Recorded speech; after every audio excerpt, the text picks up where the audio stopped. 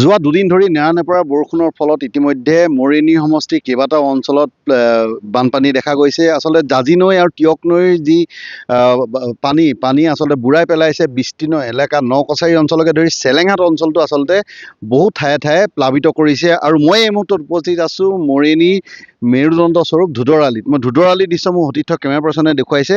এয়া ধুদৰালি মৰিয়নি উজনিলৈ যোৱা মৰিয়নি মূল পথ, আৰু এই পথতে দেখা গৈছে যে এখন গাড়ীও ইতিমধ্যে আবদ্ধ হৈ ৰৈছে পানীত সোমাই।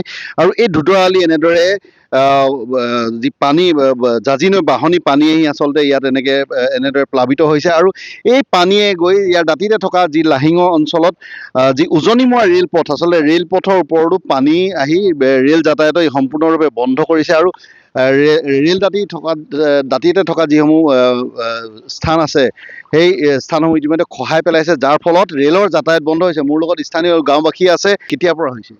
আচলতে মইতো দেখা নাই, বা যিসকল বয়োজ্যেষ্ঠ লোক আছে তেওঁলোকে এতিয়া কৈছে যে আমি যেতিয়াৰ পৰা ইয়াত একচুৱেলি বসতি স্থল হৈছে এইডোখৰ, তেতিয়াৰ পৰা কিন্তু এনেধৰণৰ বানপানী কেতিয়াও দেখা নাই। আৰু যিহেতুকে এইডোখৰ যথেষ্ট ওখ জেগা হয়, জাঁজি নদীৰ পানী কাহানিও উঠা নাই। এইবাৰ কিন্তু কি আচৰিত ধৰণৰ কথা, একদম সাগৰ নিচিনা হৈ পৰিছে গোটেইখন। ক'তো পানী বুলি মাটি বুলিবলৈ দেখিবলৈ নোহোৱা এটা অৱস্থা হৈছে। এতিয়াতো অলপ কমিছে, ধুদৰালি জেগাই জেগাই ওলাইছে।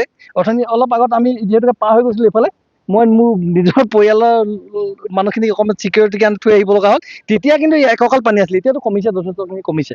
কিমানখন গাঁও আপোনাৰ প্লাবিত হ'লে জাঁজি নৈৰ? এতিয়া এই চেলেংহাট অঞ্চল বুলিলে যিটো এলেকা হয় তাত তিনি চতুৰ্থাংশ মান প্লাবিত হৈছে। আৰু যিহেতুকে ইয়াত গোটেই পানীটো গৈ পেলাই এই যিটো উত্তৰ পূব সীমান্ত ৰেলৱে যিটো ৰেলপথ উজনি ৰেল, সেইটোতে খুন্দা মাৰিছেগৈ। ফলত এতিয়া ৰেলৰ যাতায়াতো ব্যাহত হৈছে বুলি আমি খবৰে পাইছোঁ। যিহেতুকে সেইফালে আমি যাব পৰা অৱস্থাত নাই।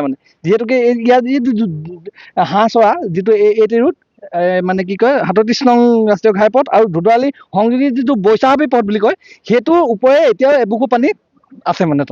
হয়, ইতিমধ্যে আমি দেখুৱাইছিলোঁ যে কেনেদৰে এক্সপ্ৰেছৰ আবদ্ধ হৈ পৰিছে, আৰু লগতে কেইবাখনো ট্ৰেইনৰ বাতিল কৰিলে। ইয়াৰ যিখিনি পানী আছে জাঁজি নৈ বাঢ়নি পানী আচলতে ইয়াত গৈ যি উত্তৰ পূৰ্বাঞ্চল সীমান্ত ৰেলৱে যি উজনিমুৱা ৰেলপথ আছে, ৰেলপথত আচলতে খুন্দা মাৰি আছে, যাৰ ফলত ৰেলৰ অংশ ছিঙি গৈছে। আৰু এনে পানীয়ে বহু গাঁও, বহু লোক আচলতে ত্ৰাহিম উদ্বোধন কৰিছে। বৰ্তমান দেখা গৈছে যে ইতিমধ্যে SDRFৰ বাহিনী উদ্ধাৰ অভিযানত নামি পৰিছে, আৰু তেওঁলোকক উদ্ধাৰ কৰি গাঁৱৰ পৰা বহু লোকক উদ্ধাৰ কৰি ওখ স্থানত ৰখা হৈছে। তেওঁলোকক চৰকাৰীভাৱে ব্যৱস্থা কৰা হৈছে।